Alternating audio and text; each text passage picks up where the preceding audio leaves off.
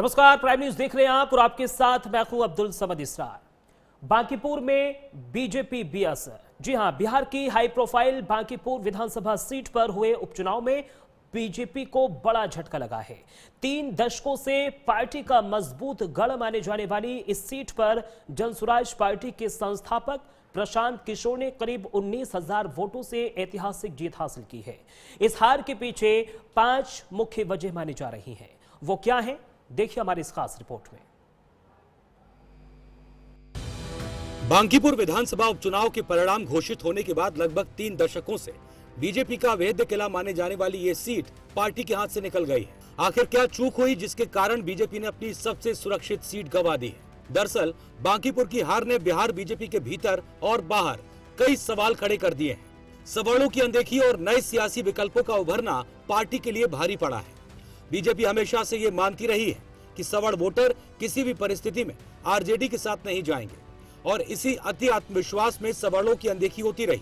लेकिन बांकीपुर में सवर्णों को प्रशांत किशोर के रूप में एक नया विकल्प मिला। सवर्णों ने बीजेपी का साथ छोड़ा और नतीजा सबके सामने है। बीजेपी के लिए सबसे सुरक्षित माने जाने वाली सीट है बांकीपुर, और बांकीपुर विधानसभा उपचुनाव के जो परिणाम आए हैं उसने बीजेपी को अंदर तक कहीं न कहीं से झकझोर के रख दिया है।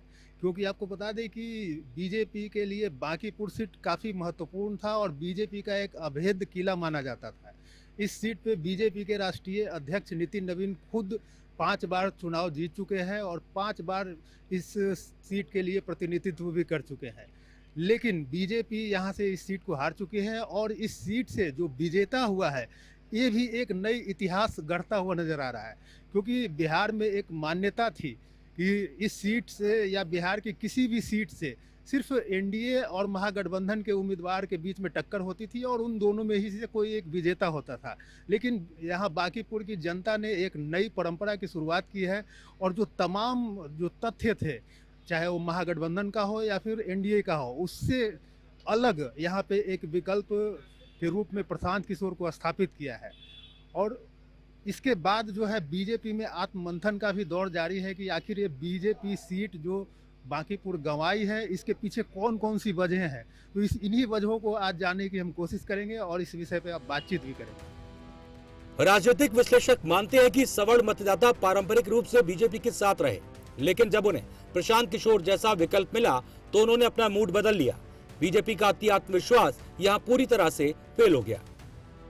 सवर्ण वोटरों को लेकर जो बीजेपी का भ्रम था, अब उस भ्रम को आप देखिए। सवर्ण वोटरों को लेकर बीजेपी को ये भ्रम था कि वो वोट हमारा है। आपको बता दें कि जब कांग्रेस सत्ता से गई तो यही कारण रहा था कि सवर्ण वोटर बीजेपी के पास आ गए थे। और सवर्ण वोटर को अगर एक तरह से आप देखिए तो भारतीय जनता पार्टी ने अपना वोट समझ लिया था। सबसे पहले बांकीपुर की अगर हम बात करें तो बांकीपुर में सबसे ज़्यादा कायस्थ वोटरों की संख्या है, 68,000 से ऊपर हैं।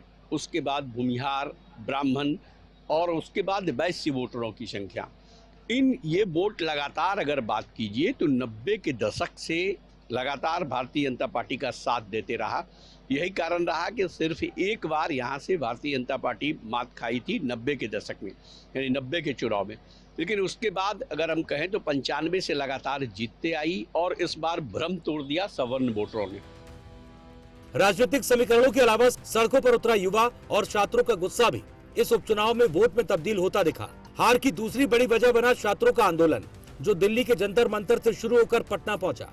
पटना में प्रदर्शनकारी छात्रों पर जिस तरह से पुलिस ने लाठियां चलाई, वाटर कैनन का इस्तेमाल किया और गिरफ्तारियां हुई, उससे युवाओं में भारी आक्रोश था। बीजेपी को इसी गुस्से का खामियाजा भुगतना पड़ा। बीजेपी बांकीपुर सीट गंवा चुकी है और हम चर्चा कर रहे हैं कि बीजेपी ने आखिर बांकीपुर सीट को गंवाया कैसे और इसके पीछे की मुख्य वजह क्या क्या रही। इसमें एक सबसे बड़ी वजह ये भी रही कि बांकीपुर विधानसभा में जो कहा जाए तो स्वर्ण वोटरों की बहुसंख्या है और स्वर्ण वोटर ही डिसाइड करते हैं कि बांकीपुर का ताज किसके सर पे होगा। यहाँ पे जिस तरीके से बिहार में, चाहे हम बात करें नीट छात्रा का जो मामला था, नीट छात्रा की जो संदिग्ध परिस्थितियों में मौत हुई थी, उस मामले में भी सरकार की जिस तरीके से कार्रवाई हुई उससे भी स्वर्ण वोटर काफ़ी नाराज़ थे। दूसरा मामला था यहाँ पे यूजीसी का, यूजीसी के कारण भी स्वर्ण वोटर बीजेपी से काफ़ी नाराज़ दिख रहे थे, क्योंकि जो छात्र थे यूजीसी में जिस तरीके के कानून बनाए गए उससे जो स्वर्ण छात्र थे, वो छात्राएं थी, उनको काफ़ी परेशानियों का सामना करना पड़ रहा था। तो ये भी एक प्रमुख वजह रही। और तीसरी सबसे अहम वजह रही कि जो भरत तिवारी का इनकाउंटर हुआ, उसकी आग जो है कहीं न कहीं से उस आग की लपटें बांकीपुर तक पहुंची और नतीजा ये देखने को मिला कि बीजेपी जो है यहाँ पे अपनी सीट गंवा चुकी है। छात्रों पर जिस तरह से पटना की सड़कों पर बल का प्रयोग हुआ, वाटर कैनन चलाए गए, युवाओं के बीच सरकार की छवि काफी खराब हुई। इसका सीधा नुकसान बीजेपी को बांकीपुर में उठाना पड़ा। देखिए, चुनाव के समय में ही ऐसा घटना बिहार में हुआ, भरत तिवारी जैसे इनकाउंटर मामला हुए।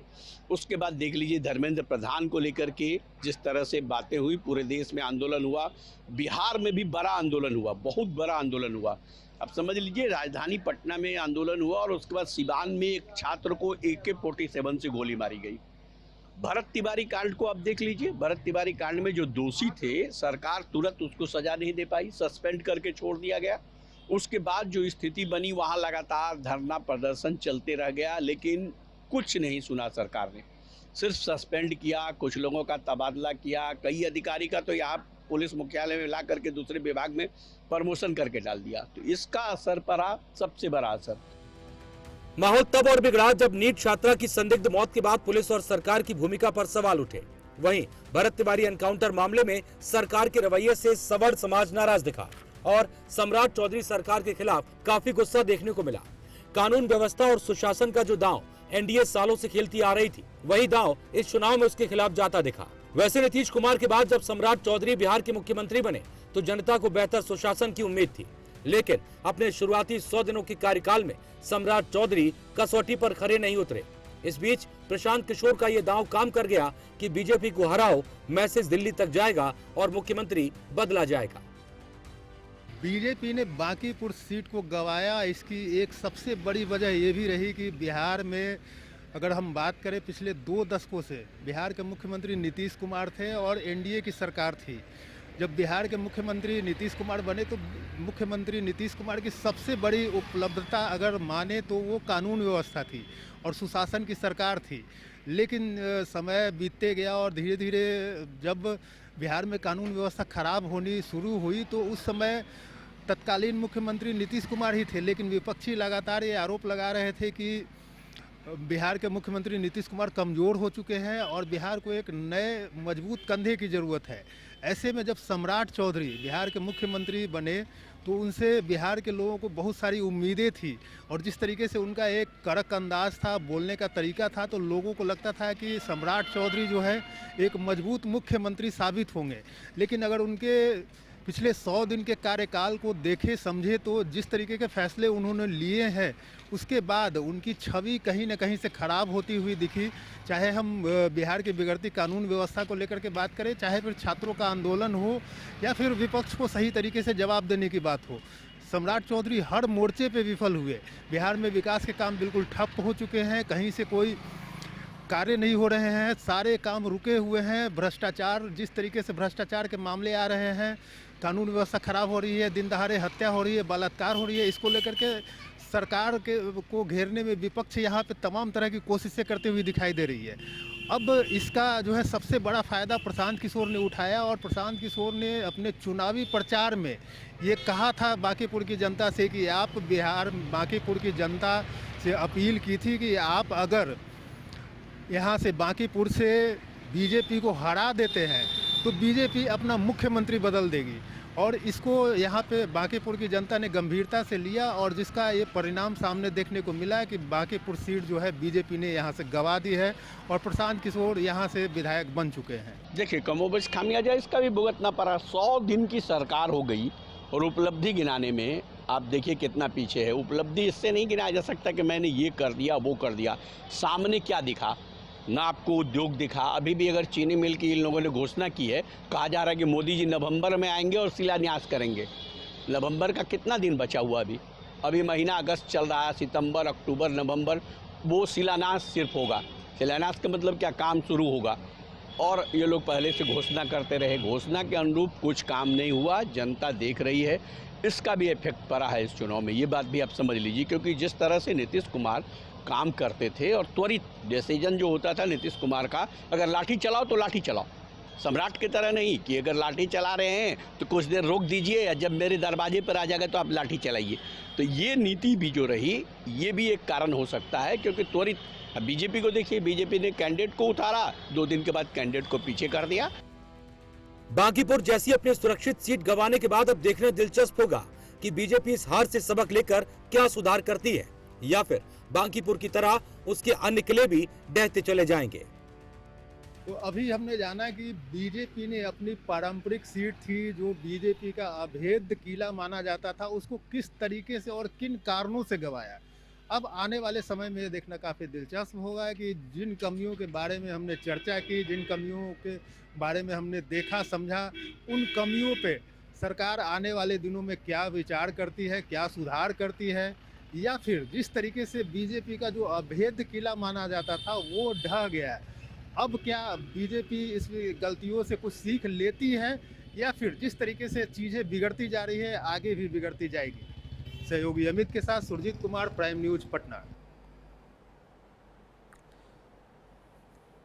तो देखिए, बांकीपुर सीट हारने के बाद लगातार बीजेपी के नेतृत्व पर सवालिया निशान खड़े हो रहे हैं और लगातार ये अंदेशा जताया जा रहा है कि इतनी बड़ी हार के बाद बीजेपी इस हार के बाद कुछ सबक लेगी या फिर नहीं। अब आपको बांकीपुर में बीजेपी की हार के 5 बड़े फैक्टर आपको बताते हैं। देखिए, पहला फैक्टर क्या है, नीतीश कुमार का सीएम पद छोड़ना।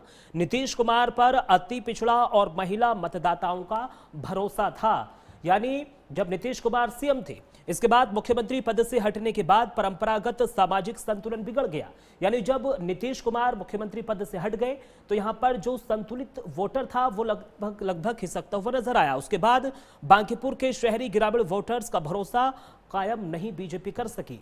यानी जब मुख्यमंत्री सम्राट चौधरी को पद से हटाया गया, उसके बाद लगातार यहां पर सवालिया निशान खड़े हुए। उसके बाद सम्राट चौधरी का मुख्यमंत्री बनना, तो देखिए सम्राट चौधरी को कमान सौंपना बीजेपी को कहीं ना कहीं भारी पड़ा है। और इसी के साथ संगठन स्तर से शहरी और मिडिल क्लास वोटर दूर हो गए। यानी जब सम्राट चौधरी को यह कमान सौंपी गई तो जो वोटर थे वो दूर होते हुए नजर आए, खिसकते हुए नजर आए। उसके बाद बीजेपी सम्राट चौधरी के पक्ष में नैरेटिव नहीं बना पाई, जो मुख्य कारण माना जा रहा है। बीजेपी सम्राट चौधरी के पक्ष में नैरेटिव नहीं बना पाई। तीसरा देखिए कारण क्या है, भरत तिवारी एनकाउंटर कांड। भरत तिवारी एनकाउंटर ने कानून व्यवस्था पर सवाल खड़े किए। यानी जिस तरीके से भरत तिवारी का एनकाउंटर हुआ, उसके बाद लगातार बवाल बिहार में देखने को मिला।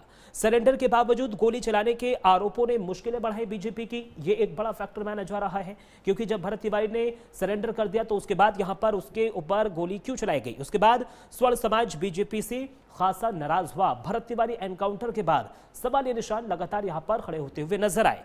चौथा कारण क्या है, रविशंकर प्रसाद का बयान। विपक्ष ने रविशंकर प्रसाद के नाम से कुत्ते बिल्ली वाला कथित बयान उछाला। यानी जो रविशंकर प्रसाद की ओर से बयान दिया गया उसको लगातार विपक्ष की ओर से उछाला गया। भले ही ऐसा कोई बयान ना दिया हो, लेकिन विपक्ष ने इस बयान को हथियार बनाया। जब जनता से संपर्क साधने वो निकले, उसके बाद लगातार यहां पर सवालिया निशान खड़े हुए। प्रशांत किशोर ने स्वाभिमान और बीजेपी के अहंकार से जोड़ा। ये एक नैरेटिव गढ़ा गया प्रशांत किशोर की ओर से। अब 5वां देखिए फैक्टर क्या है, सत्ता और मुख्य विपक्ष ने से जनता का मोहभंग। बांकीपुर का शहरी वोटर्स बीजेपी और आरजेडी तंग हुआ है। ये हम अब तक को लगातार यहां पर दिखा रहे हैं। बीजेपी का वर्षों का एक तरफा राज वर्सेस बदलाव की चाहत यहां पर नजर आ रही है। ये बड़े फैक्टर है 5। आरजेडी के जो पुराने दौर का डर था वो भी लगातार यहां पर डरता हुआ नजर आया। और देखिए ये 5 बड़े फैक्टर थे। ये बड़े फैक्टर इसलिए हम आपको बता रहे हैं क्योंकि लगातार जिस तरीके से बांकीपुर का जो वोटर्स था वो लगातार बीजेपी से खासा नाराज होता हुआ नजर आया। और सुरजीत कुमार हमारे सहयोगी लाइव हमारे साथ जुड़े हुए हैं पटना से। सुरजीत, देखिए बांकीपुर का फिलहाल रिजल्ट तो घोषित हो गया है, बीजेपी को करारी शिकस्त मिली है। अभी कुछ मंथन बीजेपी की ओर से किया गया है? क्या कुछ बड़ा फैक्टर माना जा रहा है कि वोटर्स बीजेपी से क्यों खिसका?